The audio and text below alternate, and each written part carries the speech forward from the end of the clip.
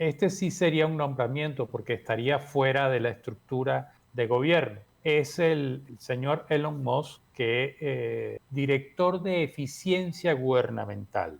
O sea, es un cargo que no existe, es un cargo creado, no estaría dentro de las responsabilidades o no tendría responsabilidades directas de Estado, por lo cual no tiene que ser ratificado por el Senado. Es una oficina, digamos, consultora, pero es preocupante porque estamos hablando de una persona que tiene miles de millones de dólares en contratos con el Estado norteamericano a través de las compañías. Nosotros también es un gusto tenerlo acá para hacer pues esos análisis de temas internacionales. Sin duda, uno de los temas que sigue generando de qué hablar son las decisiones del presidente electo de Estados Unidos, Donald Trump, con respecto a su gabinete. Cada eh, presidente nuevo, repuesto nuevo, va cogiendo cuáles van a ser aquellos que les van a acompañar, y sin duda pues una lista muy interesante la que ha presentado Donald Trump. Bueno, interesante y preocupante. Primero, hay que entender que el presidente, el sistema en los Estados Unidos es que el presidente nomina a sus candidatos a ministros, que en el caso de ellos se llaman secretarios, y es el Senado quien los ratifica o no. Y en este caso hay algunos personajes que llaman poderosamente la atención y en mi caso particular algunos preocupan. Por supuesto, a los latinos nos ha llamado poderosamente la atención la nominación de Marcos Rubio. Marcos Rubio es un senador de origen cubano eh, y republicano, conservador, por supuesto, muy radical en sus posiciones frente a Cuba, frente a Nicaragua y a Venezuela. La pregunta es si requerimos más radicalismo para tratar de ayudar a solventar la situación política de esos tres países, por ejemplo. Y la pregunta es si ese radicalismo, que además también expresa el presidente electo Trump, sobre el tema de Israel con su lucha con Hamas y el desastre que están haciendo en Gaza y en el Líbano se justifica, y la incógnita de lo que va a pasar con la guerra en Ucrania por producto de la invasión rusa. Recuérdese que la oferta del presidente Trump es que le resolvía en 24 horas. Ahora, aquí hay un antecedente que es importante tener en consideración. En su primer gobierno, el presidente amenazó varias veces a la OTAN diciendo que Estados Unidos no requería la OTAN, que eso estaba del otro lado del Atlántico, que ellos además eran los que ponían la mayoría del dinero, y que eso no tenía sentido que estuvieran pagando por la defensa de Europa. Creo que eso alentó mucho al señor Putin para su invasión a Ucrania, porque de alguna manera debilitó a la OTAN. Entonces, un escenario posible es que el presidente Donald Trump diga, mire, nosotros no tenemos por qué seguir financiando a Ucrania, esto es un lío de ustedes, ni tenemos por qué financiar a la OTAN y nos salimos. Y eso podría generar un desbalance enorme porque esta situación, ¿por qué impediría a China, por ejemplo, tomar a Taiwán, que además lo ha venido haciendo lenta y progresivamente? Cada acción que toma China sobre Taiwán se acercan más y se acercan más, y además amenazan a los países que no están de acuerdo con su teoría de una sola China. Entonces, ¿qué les impediría a China, mientras el mundo está horrorizado con Ucrania, que China tome Taiwán? ¿Qué impediría que Israel siga avanzando sobre los cadáveres en Gaza y se apropie de Gaza como ya comenzó a hacer. Entonces es una situación muy compleja. Sí. Otro de los nombramientos o de las postulaciones, este sí sería un nombramiento porque estaría fuera de la estructura de gobierno.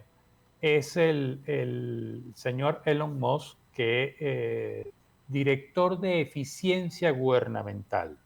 O sea, es un cargo que no existe, es un cargo creado, no estaría dentro de las responsabilidades o no tendría responsabilidades directas de Estado, por lo cual no tiene que ser ratificado por el Senado. Es una oficina, digamos, consultora, pero es preocupante porque estamos hablando de una persona que tiene miles de millones de dólares en contratos con el Estado norteamericano a través de las compañías que se dedican al tema aeroespacial. Entonces, es algo así como poner al ratón a cuidar el queso. Eso me parece que ahí hay una línea muy delgada que puede ser preocupante. Con el antecedente de lo que sucedió en Twitter, donde cuando compró Twitter, que despidió a más de 7,000 personas y dijo aquí hay que trabajar 80 horas a la semana, y ya lo dijo para efectos del gobierno, me parece que eso le va a traer más conflictos al presidente Trump eh, que beneficios. Pero veremos qué sucede. Luego tienes a la jefa de gabinete. Eso es un cargo interesante. Es, digamos, la persona con más poder después del presidente. Está poniendo allí a quien fue su jefa de campaña, una mujer muy parca, muy discreta, brillante, inteligente, que tiene en su cabeza todo el panorama de lo que está sucediendo en los Estados Unidos y qué es lo que quiere el presidente Donald Trump y cómo estructurar la estrategia de gobierno de Donald Trump. Esto puede ser interesante, esta señora que quizás sea la única que pueda poner algunos límites. Luego tienes a Matt Gaetz, el legislador que fue postulado como fiscal general. Y aquí comienzan los problemas en el Senado porque hay varios republicanos que no están de acuerdo con este nombramiento, primero por la falta de experiencia de este señor y segundo porque tiene una investigación ante el Comité de Ética de la Cámara de Representantes por haber tenido relaciones sexuales con una menor y por el supuesto uso de drogas. Eso es complicado porque entonces el Senado de la República está en 3-2 con qué va a pasar con este personaje. Luego tienes a la señora Tulsi Gabbard, directora de Inteligencia Nacional. Eh, Ella es una conservadora, viene de la mano de la cadena Fox News, así que ya sabemos que Fox News va a tener un, un importante peso dentro de las decisiones del gobierno de los Estados Unidos. Tienes a un presentador de noticias de Fox News como secretario de la Defensa y eso también ha generado mucha polémica dentro de la opinión pública de los Estados Unidos y sobre todo dentro del Senado porque Pete Higgins no es, digamos, no tiene la experiencia requerida y la pregunta es, ¿el liderazgo militar estadounidense, los generales, le van a hacer caso y van a estar a disposición de un presentador de noticias? Eso realmente preocupa y preocupa muchísimo y me parece que también pudiera generar algún conflicto.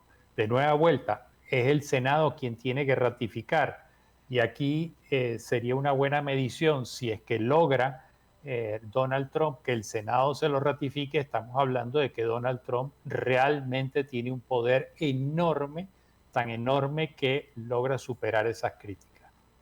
Luego tienes a Kristi Noem, que fue gobernadora de Dakota del Norte, una mujer muy radical, muy de ultraderecha,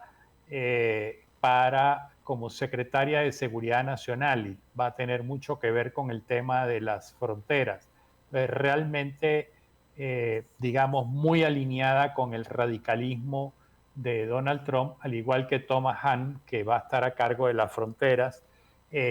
También fue el que en el primer periodo de Donald Trump hizo aquel famoso programa donde separó a las familias de los menores de edad de sus padres, y entonces los tenían en unos retenes aparte, y fue todo un escándalo. Y por último, y no menos importante, Robert Kennedy, secretario de Salud, un convencido antivacunas, convencido de que el coronavirus fue creado, de que estaba diseñado especialmente para atacar a la mayoría de la población, menos a los judíos y a los chinos. Y entonces, realmente uno no sabe qué pensar con esto. Así que, en definitiva, es el Senado de los Estados Unidos el que tiene la última palabra y el que va a decir si aprueban o no aprueban, ratifican o no ratifican a estos nombramientos de estos señores. Bueno, ya de por sí la victoria de Trump generó muchísimo revuelo y ahora su gabinete da bastante de qué pensar, sobre todo con este último que efectivamente antivacuna y fue uno de los que promovió principalmente toda esta desinformación que trajo como consecuencia que muchísimas personas desmintieran la idea de una pandemia y pues todas las teorías que se han formado en torno a esto. Me llama mucho la atención sobre todo la figura de Elon Musk y los presentadores de Fox News. Esto, pues, siguiendo quizás esa línea que algunos pensaban, bueno, Trump, su eslogan y su forma de llevar la política, lo que quería era ganar adeptos, pero no, al final como que mantuvo el mismo discurso incluso después de que ganó. No, no solo eso, me parece que nos está dando claras señales de que su segundo gobierno va a ser muy radical, con posiciones muy duras e inflexibles. Ahora, si nos basamos en su primer gobierno, Donald Trump también dijo muchas cosas que después terminó no haciendo. Por ejemplo, voy a construir el muro. Bueno, ¿qué hizo? El muro tiene 3.000 kilómetros, la frontera tiene 3.000 kilómetros, y él apenas hizo poco más entiendo que poco más de 100 millas. Entonces, no logró el muro. Y así muchas cosas. Voy a poner aranceles, voy a deportar gente. Resulta que él deportó menos de 1 millón de personas la vez pasada en su gobierno. Ahora dice que va a deportar a 11, 12 millones de inmigrantes. Eso no se dice fácil, pero logísticamente, económicamente y jurídicamente no va a ser tan sencillo. Sobre todo las dos primeras, económica y jurídicamente, económica y logísticamente. Luego, en este viaje amenaza con la guerra de los aranceles. Eso va a generar un desequilibrio en el comercio internacional, si es que lo llega a hacer, porque Estados Unidos hoy día produce tecnología, pero no produce bienes y servicios. La cantidad de bienes y servicios que produce son muy pocos. Entonces, la pregunta es, ¿cómo se va a abastecer los Estados Unidos? Eso va a generar un proceso inflacionario. Si eso genera inflación, va a haber una caída en el consumo. Si cae el consumo, entonces vas a tener una caída en la economía. Muchos economistas y analistas hablan de la reacción positiva de las bolsas de valores a la elección de Trump. Bueno, una cosa es la macroeconomía, pero otra es la microeconomía, que entre paréntesis fue un factor fundamental en esta campaña de los Estados Unidos que los demócratas no tomaron en consideración. O sea, las cifras de los Estados Unidos mejoraron mucho durante el gobierno de Biden, pero mejoraron la macroeconomía, no la microeconomía a nivel de los ciudadanos. Y el tema de la inflación golpeó muy duro y fue, digamos, una mancha en el historial del gobierno del presidente Biden, y Trump la aprovechó y habló vendió la ilusión, volvamos a ser grandes, volvamos a tener el sistema de vida americano, el sueño americano. Y la verdad es que esa guerra de aranceles va a ser, en el fondo, probablemente no le traiga el sueño americano, sino más bien más complicaciones a los ciudadanos americanos. Pero ya veremos, porque reitero, una cosa es lo que dice y otra lo que hace. Totalmente. Don Orlando, usted al principio mencionaba que Trump ha mostrado intenciones de retirar la ayuda a Ucrania. Ayer varios medios estadounidenses estaban publicando que Biden había autorizado utilizar armamento de alto alcance a Ucrania, proveniente de Estados Unidos. ¿Cree que esto tenga algo que ver con, digamos, la idea de que Trump retire o vaya a retirar más adelante ayuda a Ucrania? Mira, hay muchas cosas que desconocemos, pero viendo los toros desde la barrera y viendo lo que dicen los medios, lo primero que se me ocurre pensar es que le está encareciendo a Donald Trump la supuesta negociación que en 24 horas resolvería la guerra de Rusia contra Ucrania. Creo que es eso lo que está encareciendo. La pregunta es si le está pasando la factura por lo que hizo Trump con Afganistán. Recuérdese que la salida de Estados Unidos de Afganistán fue una salida pactada por Donald Trump en 2018-19, que se negoció y se puso como fecha para la salida que fuera en 2020. Así, por eso fue tan abrupta la salida, porque apenas entró Biden, tuvo que sacar violentamente las tropas norteamericanas de Afganistán, y de ahí el desastre. No había una institucionalidad, no había partidos políticos, no había una estructura de gobierno, y por eso retomaron los talibanes el poder, y ya sabemos qué está pasando en Afganistán. Entonces la pregunta es si este es un pase de factura, o la pregunta es si esto busca encarecer la supuesta solución mágica que tiene Donald Trump. Claro, por supuesto, ya hace todo el sentido esperar más adelante ver qué es lo que va a suceder. Se nos va a acabar el tiempo, don Orlando. Yo sé que también quería tocar algo de Argentina. No sé si le alcanzan 3 minutos para ver un poco las reformas. Milei parece que sigue perdiendo adeptos. Definitivamente, o sea, las cifras macroeconómicas, vuelvo otra vez con el tema, las cifras macroeconómicas de Argentina se ven bien, pero se ven bien, entre otras cosas, porque hay una deuda de 75 mil millones de dólares que se incrementó durante el periodo de Javier Milei y que no se está pagando ni capital ni intereses. Pero eso en algún momento hay que pagar esa factura, número uno. Número dos, las cifras macroeconómicas se ven bien, pero las microeconómicas no se ven bien. La inflación sigue siendo alta. Por un lado, los niveles de pobreza han aumentado dramáticamente, el desempleo ha aumentado, la informalidad ha aumentado, y el presidente Milei no logra, por ejemplo, antes de ayer sufrió una derrota importante cuando el presidente Macron le dijo: la Unión Europea no va a firmar un acuerdo con el Mercosur en los términos que está planteado hoy día. Entonces, si bien es cierto que teóricamente ha estado mejorando las cifras del Estado argentino en materia económica, no es menos cierto que si esa deuda de 75 mil millones en el momento que se comience a pagar capital e intereses, eso va a afectar enormemente más la economía argentina, y podría venir un derrumbe que nadie quiere.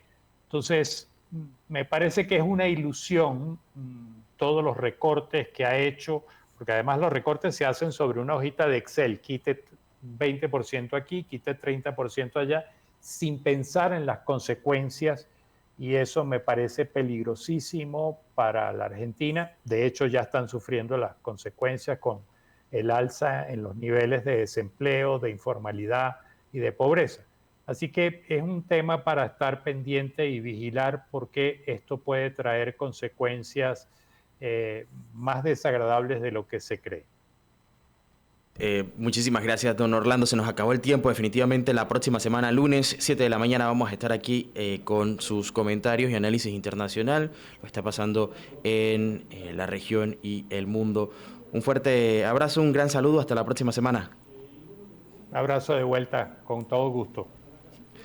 Era el analista internacional, consultor político Orlando Goncalves.